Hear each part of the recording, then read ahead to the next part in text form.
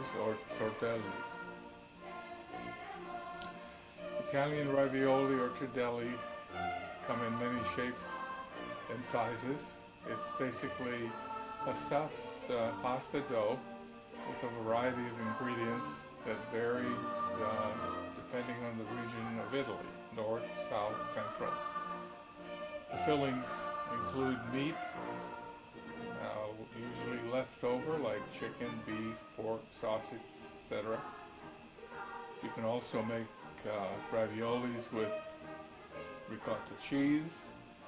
In addition to that, you can add herbs, spices, spinach, etc.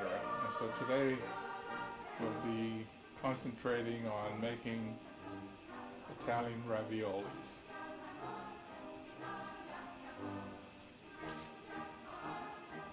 The filling today is going to be leftover chicken breast, pork chop, spinach, grated Parmesan cheese, some salami, breadcrumbs, allspice, nutmeg, salt and pepper to taste.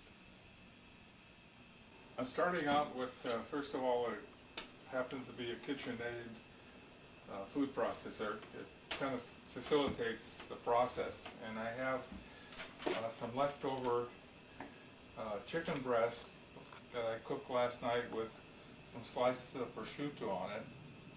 So what I do is I usually cut the leftover meat in small pieces and just put it in the food processor. And these little pieces of chicken breast happen to be without the prosciutto.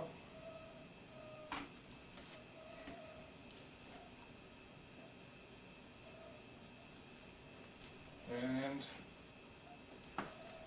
in order to conserve my cutting board, I generally rough out the pieces of meat on my plastic bag. And this one here is a pork chop, one of the boneless, pretty much low in fat type pork chop. It is simply fried along with the chicken with a little bit of spices, herbs. And then tonight I'm going to add just a little bit of some of this regular Italian salami. Sometimes people use mortadella. I just don't happen to have any mortadella, so I'll give it a little bit of salami in there.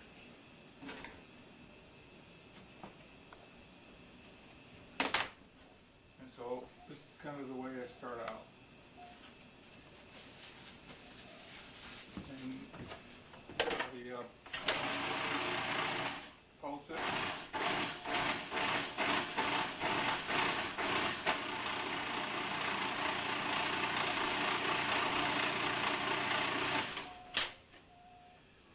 And next I've prepared a little bit of frozen spinach, which I cooked briefly, chopped spinach. So I put that in the food processor.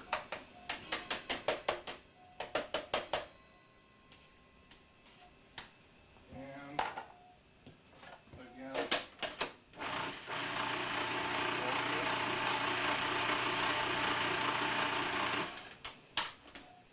and then to give it a little bit of moisture, I put a couple of eggs in there.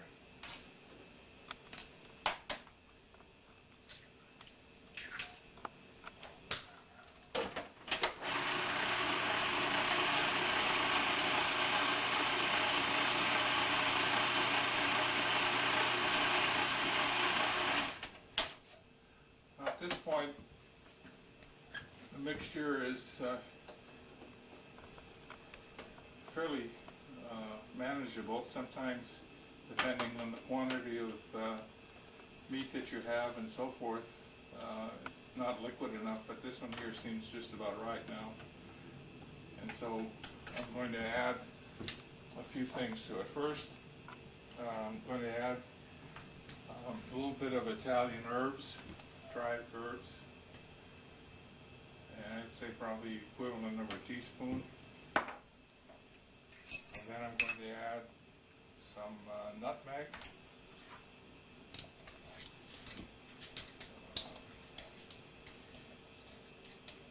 About a teaspoon.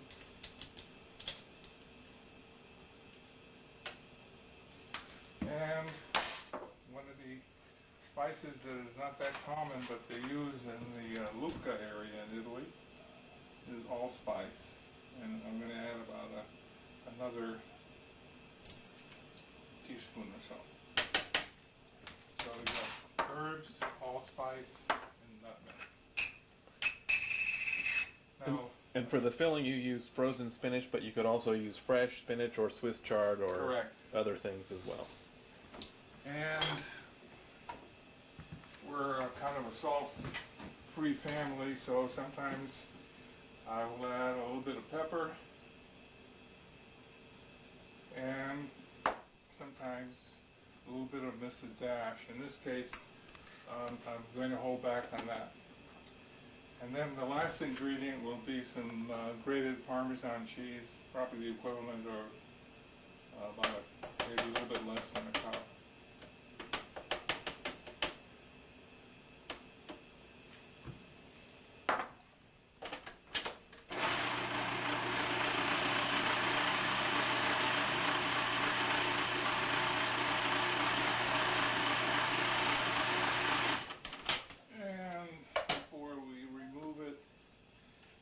Scrape down the sides a little bit. Sometimes some of the spices hang up on this.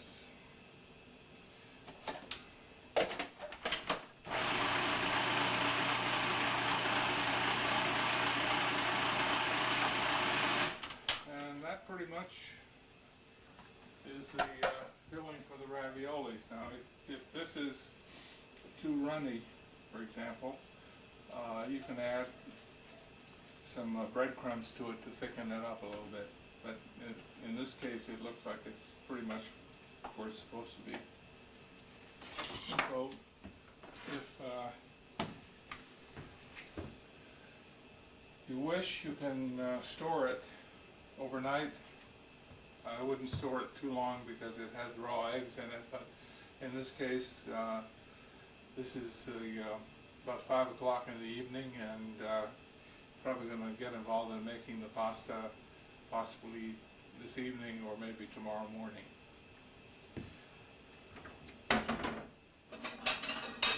So right now, take this and just transfer it to this dish here.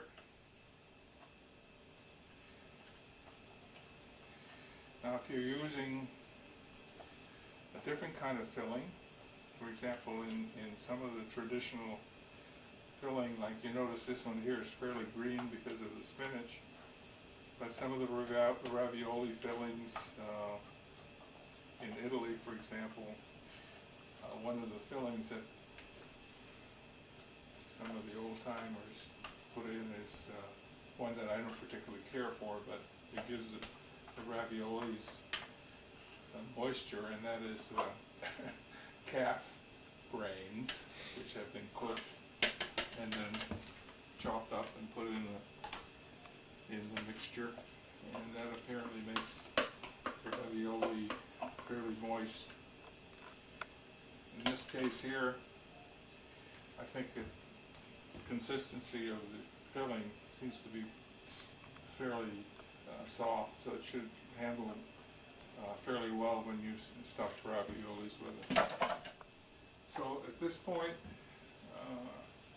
if I were to continue to make raviolis, if I had my pasta ready, I would simply use it as it is, and since I don't have the pasta ready yet, I can leave this set at room temperature for a while, or else cover it with plastic wrap and then refrigerate it. So we'll take a little bit of break now and continue a little bit later. Okay, the next step in preparing the raviolis is to put together the pasta for it, and usually it includes regular flour, water, eggs. At times I like to put in a little bit of semolina flour, which makes it a little more elastic. Some salt, and then it's advantageous to have a pasta machine attachment for KitchenAid, which I'm going to use now, or Italian companies manufacture hand-operated, crank-operated type pasta machines, which can also be used.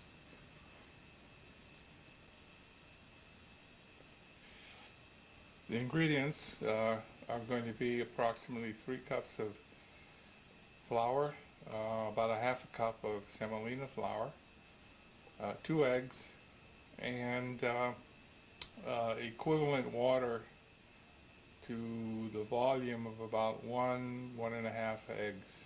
And I'm not going to add any salt because I usually don't add salt to pasta, but you can, this time you can add a little bit of salt if you wish. Okay, so we have in this container 3 cups of flour. Semolina flour is available in supermarkets, and it's kind of a yellowish type. As I said, it adds a little bit of elasticity to the pasta. In this case, about half a cup. If you use too much semolina, then it kind of becomes difficult to work. In this case, I'm just kind of mixing semolina and the flour together. And some Italian cooking shows show you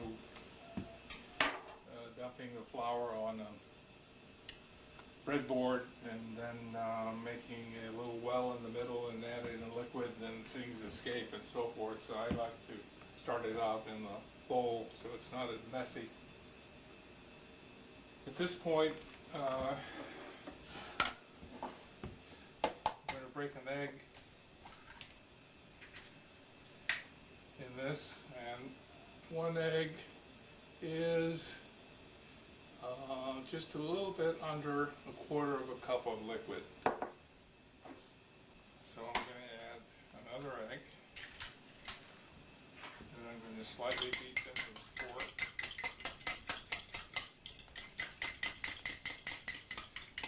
And at this point, I'm going to add the equivalent of 1 more egg.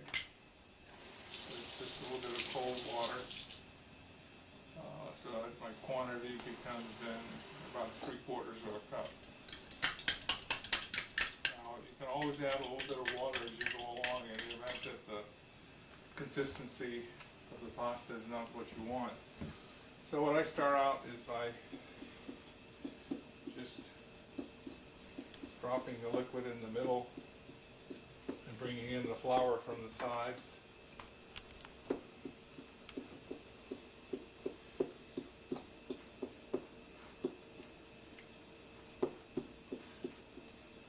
In this case, because I added the semolina flour, it's probably going to take just a little bit more liquid than normal, so I'm dealing with a ratio of about 1 egg per cup of flour. In this case, I added a little bit more.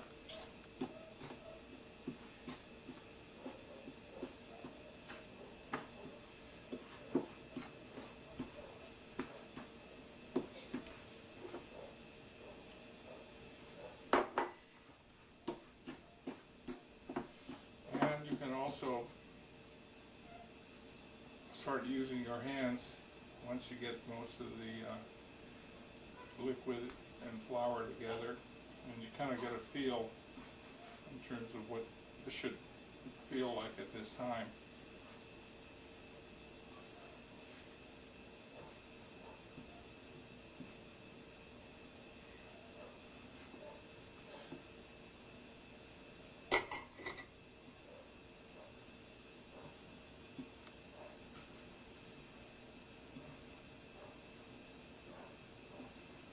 At this stage of the game, I'll I'll bring this over to the breadboard, which I have over here.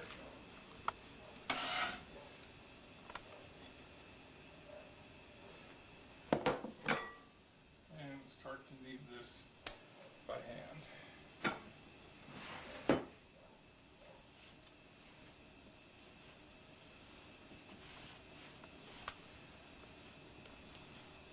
This is still fairly soft, so and just run it back and forth across the flour until it absorbs a little bit more flour at this point.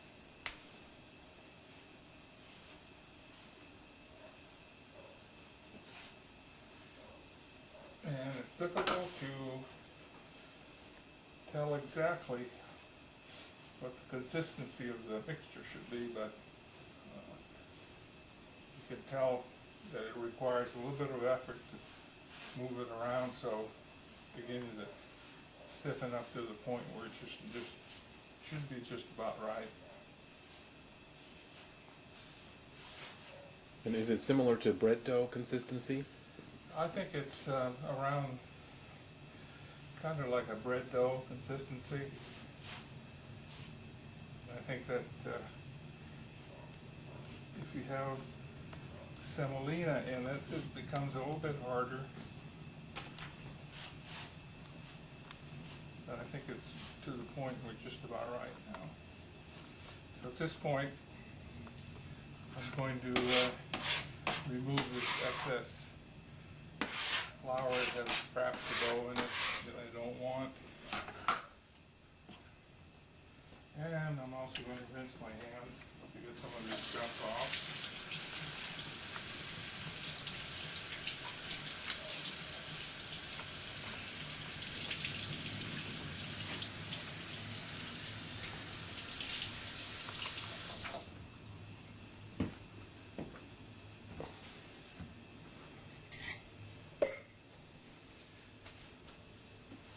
At this point, the KitchenAid pasta attachment fits at the end of the mixer. So when you turn the mixer on, there are two rollers here that rotate, and the distance between the two rollers can be controlled by this knob here.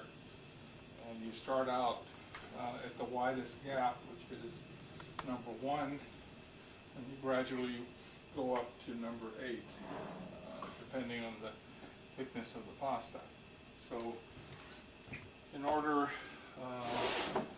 to be fairly neat, then I'm going to feed the pasta through here, catch it here, and continue feeding it through. So in preparation, I've made these two little boards.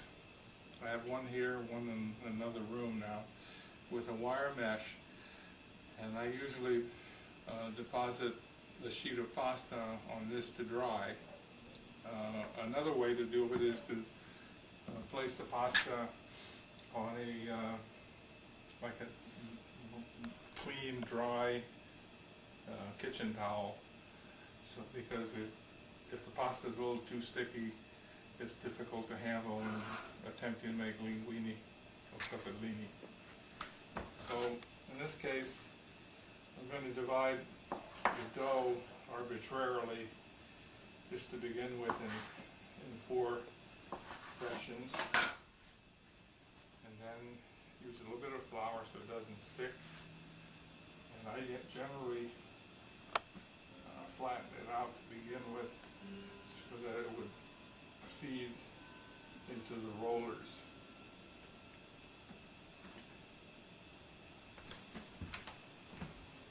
On.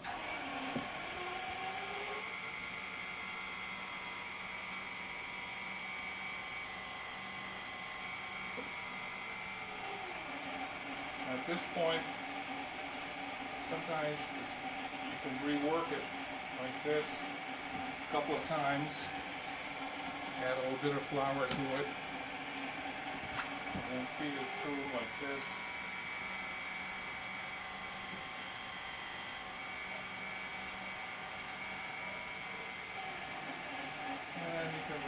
this a few times.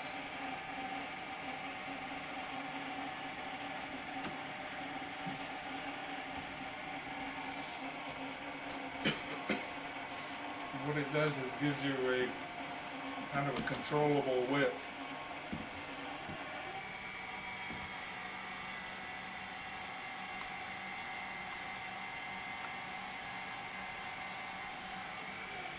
So that's kind of a width that maybe you would want to work with for a few minutes. And what I do is just put it over here for now to dry off a little bit.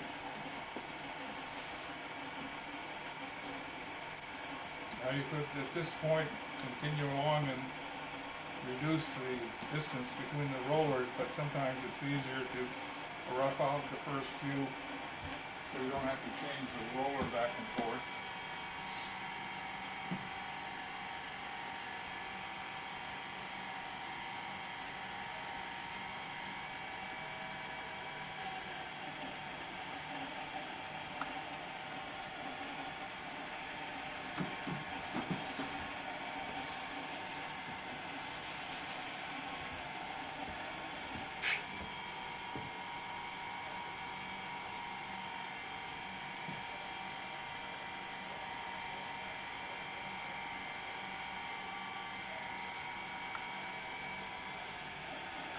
Sometimes the pasta will break apart like that, which probably means it's not quite hard enough.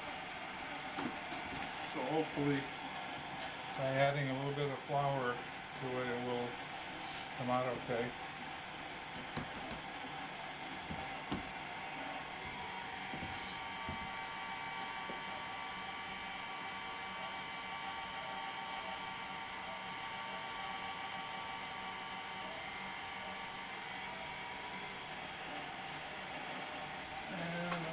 This in half. See if that will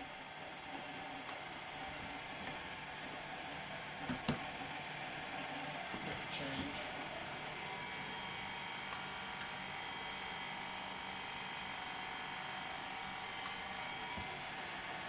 And just dry.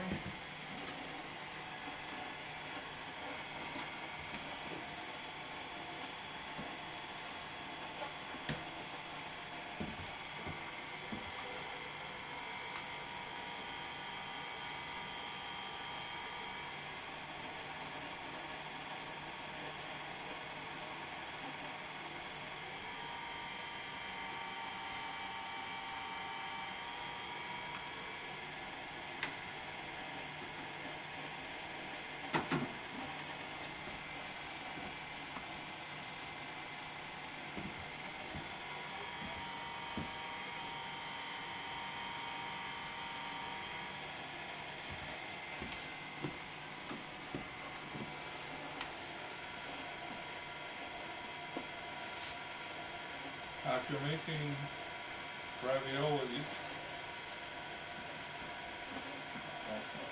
or lasagna or pasta like capellini, you have to decide how thick the pasta should be. For raviolis, the settings here go as high as 8. So for raviolis, probably about halfway, like the number 4 setting.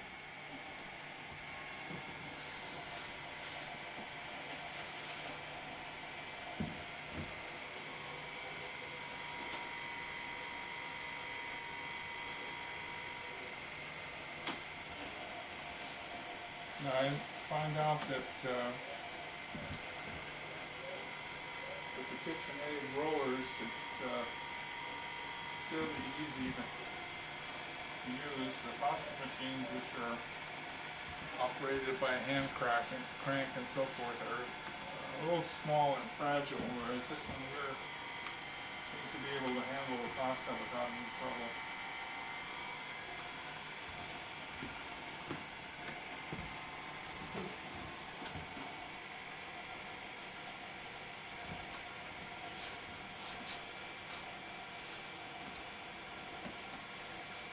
questions so far? Not so far.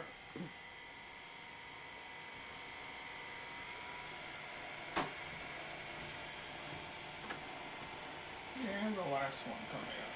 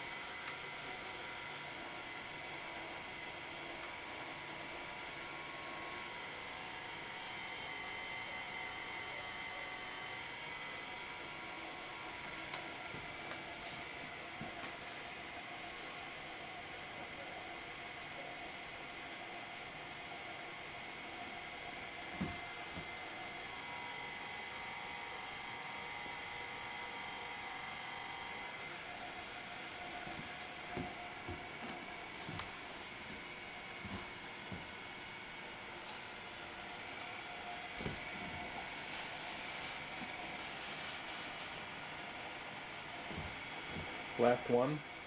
Last one. And then will you go to number 2 or will you skip? Well, I'm going to try probably going to number 2 to begin with. And in this case, we would have to just go through one time. Mm-hmm.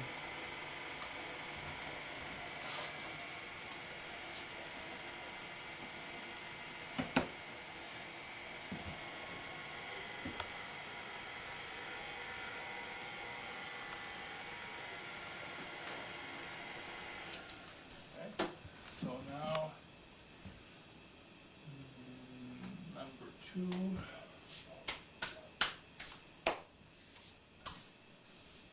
And I'm looking for my glasses, which I'll come and get. Or my cameraman can hand them to me.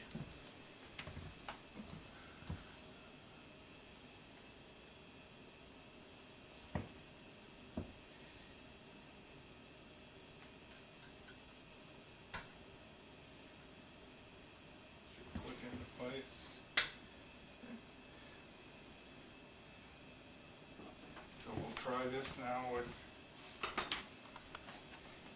number 2.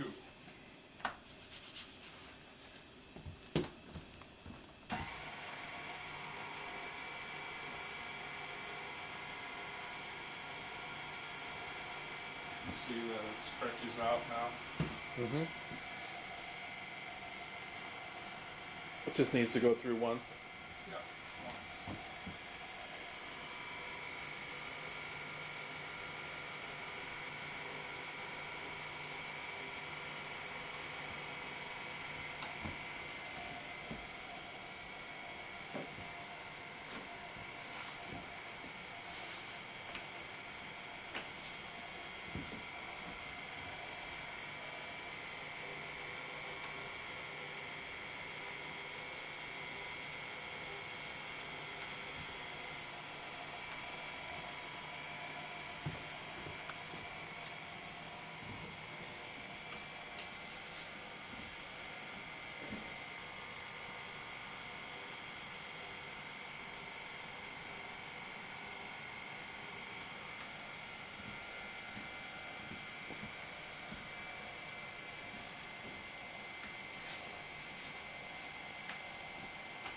And just coating it with a little flour so it doesn't stick.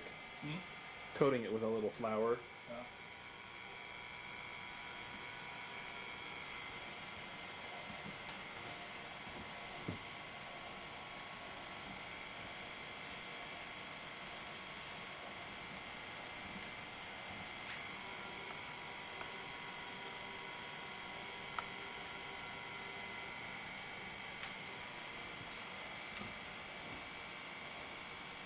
And so here's a long one, so let's cut that in half.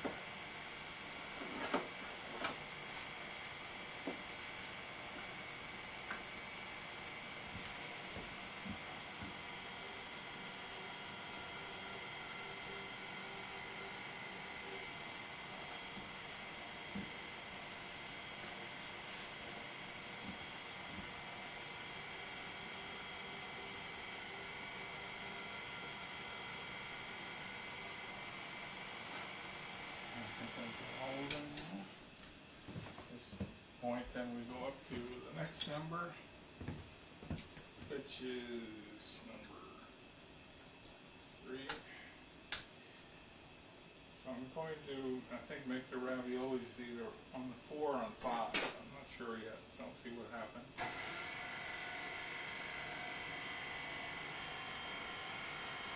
And so for feeding that, you're on the lowest speed also. Yeah.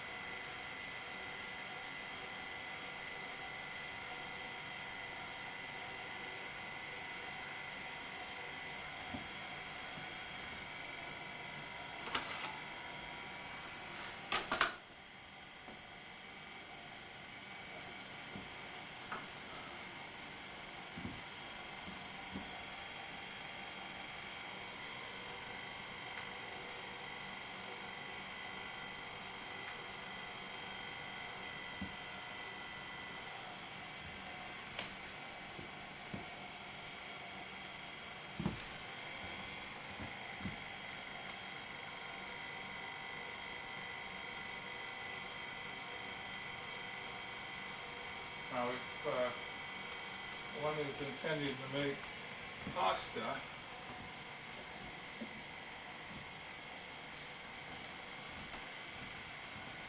the KitchenAid attachments have 2 additional rollers, or are 2 additional rollers. One is a wide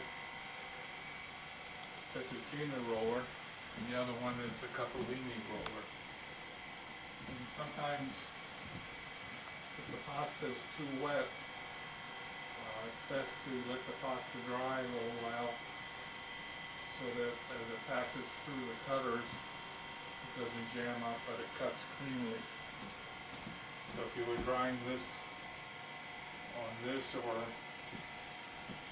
kitchen towels, that you could let it set maybe for half hour or so before you proceed to the cutting of the pasta. And this one here now, next one is number 4, and I believe, from what I can sense here, that I'm going to make the raviolis on number 4. The next part is assembling the raviolis or tortelli. So there are a couple of different types of devices that are used to seal the raviolis. So I have one here that has a cutter in the middle and then 2 serrated edges on the side, and this one here is similar structure except the sides has grooves in it. I kind of like this one better, and I'll show you how it works in a few minutes. Then I also sometimes like to trim the pasta so that it's somewhat rectangular. So let's say that I start out with this long one here. And since this is a little bit long, I will carefully cut it in probably half. And then just put this over here for now. And then if this is a little bit irregular, I kind of even it off like this, and to make it a little more regular. And I just save the little scrap pieces of pasta. And so the next step is place the filling, and you kind of go along with I don't know, about maybe a teaspoonful or a little bit more. I place it like this.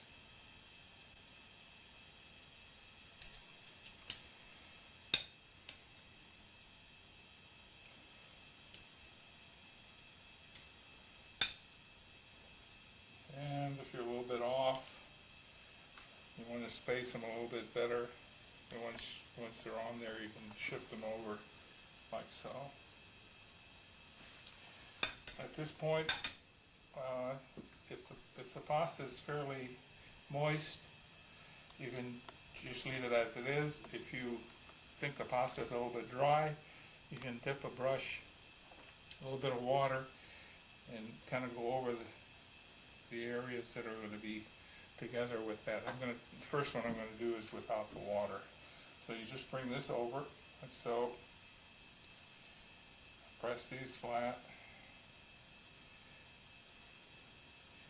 And then going between each one like that.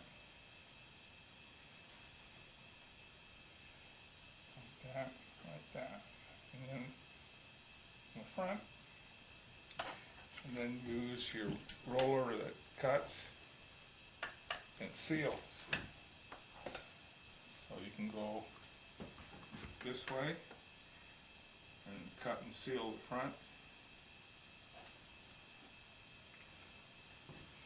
And in between.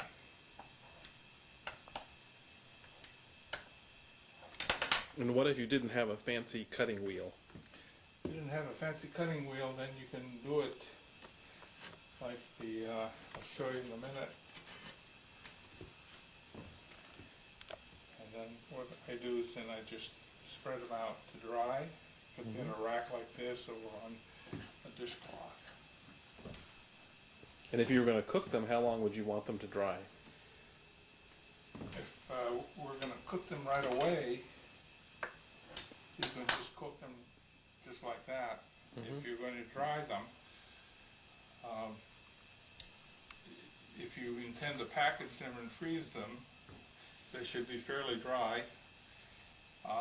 You can also place them on a little cutting board and put them in the freezer so they're individual, not touching each other. And once they're frozen, then you can transfer them to one of these plastic bags so that they don't stick together. So this one here would be my second ones.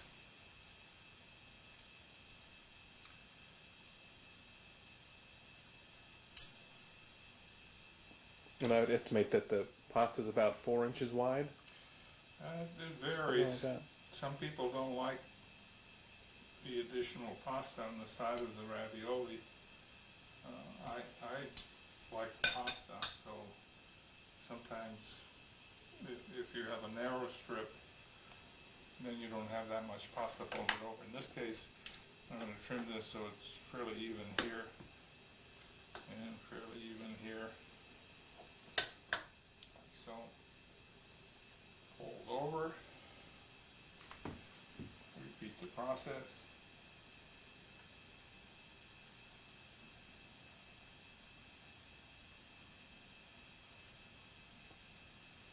Now if you don't have a fancy cutter,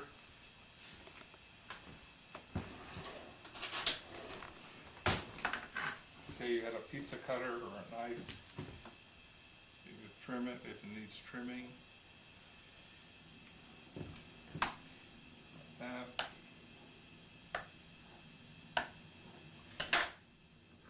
And then go around by hand and seal them with a fork like so.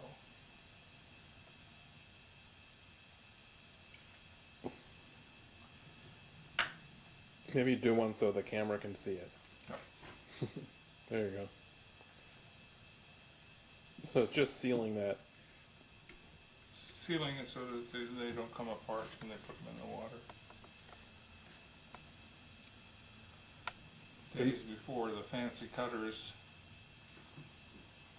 fork was used, just like I'm using it now.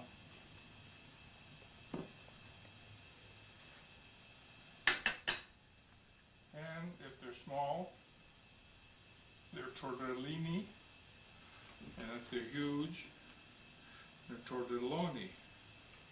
And if they're regular size, then they're called tortelli. And one of the Americanized names is that they're called raviolis. And tortellini sometimes refers to the round stuff raviolis that you can buy, stocked with meat or cheese. Okay. So, do I need to put the camera down now?